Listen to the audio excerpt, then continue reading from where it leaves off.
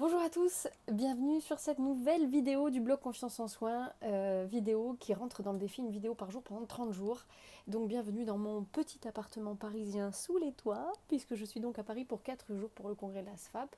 Et bien sûr, je ne vous oublie pas, puisque comme c'est un défi, je me dois d'aller au bout de ce défi.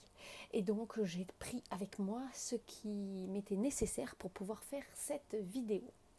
Alors je vais être peut-être un petit peu moins sophistiquée parce que je ne vais pas avoir beaucoup de temps pour les monter et les mettre en ligne.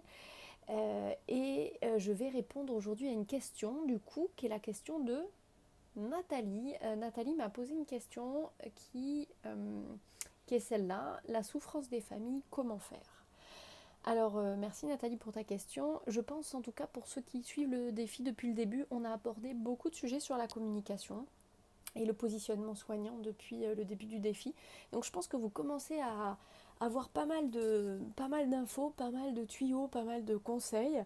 Alors évidemment, ceux qui tombent sur cette vidéo pour la première fois, je vous invite à rembobiner le défi et à regarder les vidéos d'avant, ce qui vous permet de cheminer ensemble avec nous.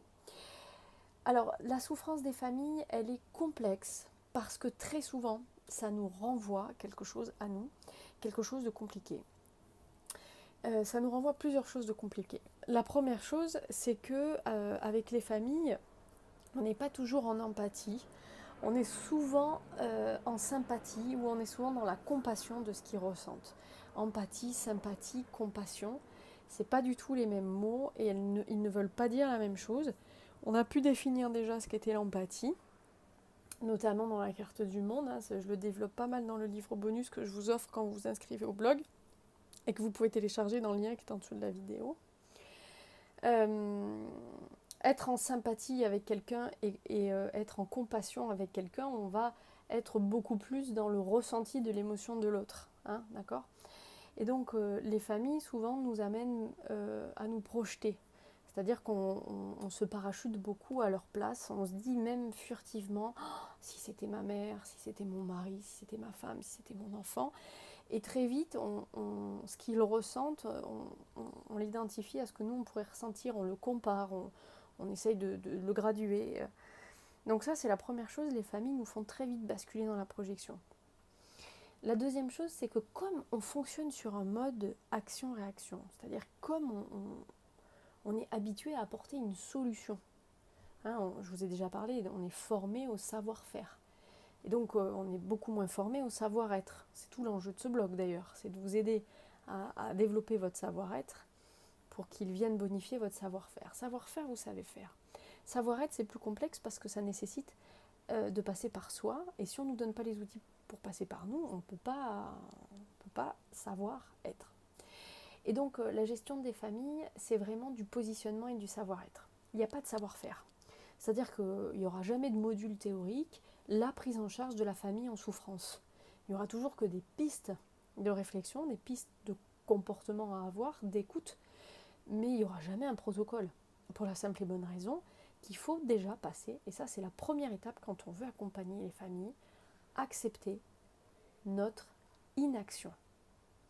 Ce que je veux dire par là, c'est que les familles, elles ressentent des émotions, elles traversent des épreuves qui s'inscrivent dans l'histoire familiale, dans leur histoire familiale, dans leur systémie familiale. Et c'est très important qu'elles puissent vivre ces angoisses, ces drames, ces tristesses lorsqu'elles ont un proche qui est malade ou qui vient de décéder. Parce que après, ça va faire sens dans cette famille. Ça va faire sens dans le travail de deuil, ça va faire sens dans la reconstruction et ça va faire sens dans ce qu'on va transmettre aux générations d'après. Donc c'est hyper important de laisser faire l'expression de ces émotions et de laisser les familles cheminer dans ce qu'elles traversent. Alors, parfois, ça s'exprime par de la colère ou de l'agressivité. On en a déjà parlé dans d'autres vidéos, comment faire face à la colère. Parfois, ça va être dans des larmes, des cris, voire même des démonstrations physiques assez impressionnantes. Parfois, ça va être dans du mutisme total. Parfois, ça va être par une hyper-présence permanente, une grande angoisse.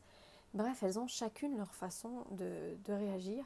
Et donc, si nous, soignants, on garde l'illusion qu'on peut apaiser les peines, diminuer les angoisses, calmer les colères, cadrer les familles, Eh bien, avec cette illusion, on est tout le temps à côté du problème. Encore une fois, on est tout le temps à côté des familles. On n'est pas avec elles, on est à côté d'elles.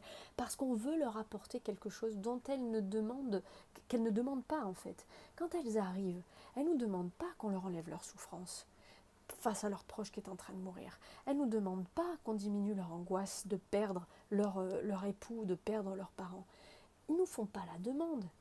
C'est ce que ça nous fait à nous qui nous fait croire qu'il y a une demande d'aller soulager cette émotion. Mais eux, ils ne nous disent pas « Oh là là, je souffre de le voir mourir. Est-ce que vous pouvez diminuer ma souffrance ?» Mais non, mais personne ne peut formuler un truc pareil. Parce que personne n'a le pouvoir de diminuer ça. Personne n'a le pouvoir de diminuer une souffrance ou d'atténuer une angoisse par rapport à quelqu'un qui le ressent face à son proche qui est en train de décéder ou qui est malade.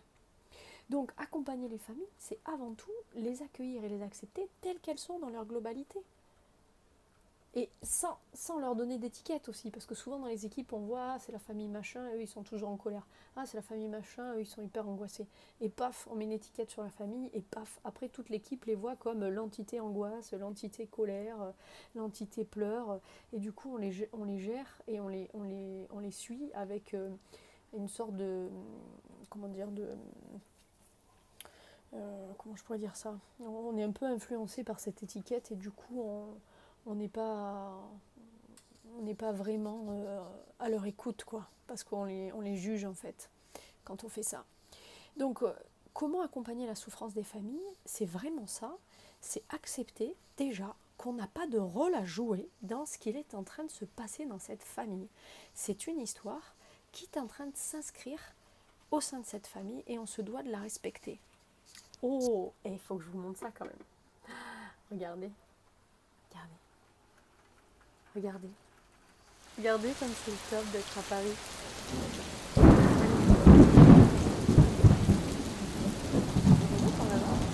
m'a dit la classe, hein. La classe parisienne. La classe. Je préfère mon hiver réunionnais. Donc, ce que j'étais en train de dire, c'est que pour pouvoir accompagner des familles, il faut accepter de ne pas agir. Et pour pas agir, qu'est-ce qu'on fait? Eh bien déjà, on reconnaît leur émotion, on leur dit je vois que vous êtes triste, est-ce que vous avez besoin d'un endroit pour vous poser? C'est essayer de leur ouvrir un bureau, de leur mettre à disposition un verre d'eau, une bouteille d'eau qui puisse se servir, se rafraîchir, essayer de leur mettre une petite pièce, même si elle n'est pas belle, même si c'est un local de stockage, même dans lequel on met 3-4 chaises, et c'est une salle qu'ils peuvent occuper comme ils veulent, où ils peuvent venir pleurer, où ils peuvent venir être ensemble, où ils peuvent venir faire une pause. C'est les inviter à venir quand ils le souhaitent, ouvrir, élargir les horaires de visite, c'est permettre une présence la nuit. Ça, c'est vraiment quelque chose qui permet d'accompagner la souffrance des familles, que de dire, vraiment c'est ça la posture, c'est de dire ce que vous vivez est quelque chose de difficile. Ce que vous vivez est quelque chose d'émotionnellement compliqué. Ce que vous vivez est très important dans votre famille. Je le vois, je le comprends et je l'entends. Et je mets à votre disposition ce que j'ai. C'est-à-dire qu'on pourrait très bien ne pas avoir grand-chose, mais c'est ce que j'ai. Et le fait de témoigner, de mettre à disposition ce qu'on a, c'est énorme. Et donc, comme je vous dis, c'est un local avec 3 chaises, c'est une bouteille d'eau avec 4 verres en plastique, c'est élargir des horaires de visite, c'est leur dire qu'ils peuvent appeler quand ils veulent pour avoir des nouvelles. Et ensuite, les laisser cheminer ensemble dans leurs émotions. Et ne pas imaginer qu'il y aurait énormément de choses à faire débouler une équipe mobile de soins palliatifs, une psychologue, un psychiatre, parce que ça pleure, ça crie. C'est des réactions normales.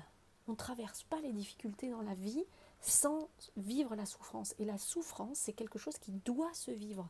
Mais nous, on vit dans une société où il faudrait la traiter, la souffrance, il faudrait la bannir, il faudrait l'enlever, il faudrait la faire taire, il faudrait la faire disparaître. Non, laissons une place à la souffrance et à nous d'être à l'aise avec cette souffrance.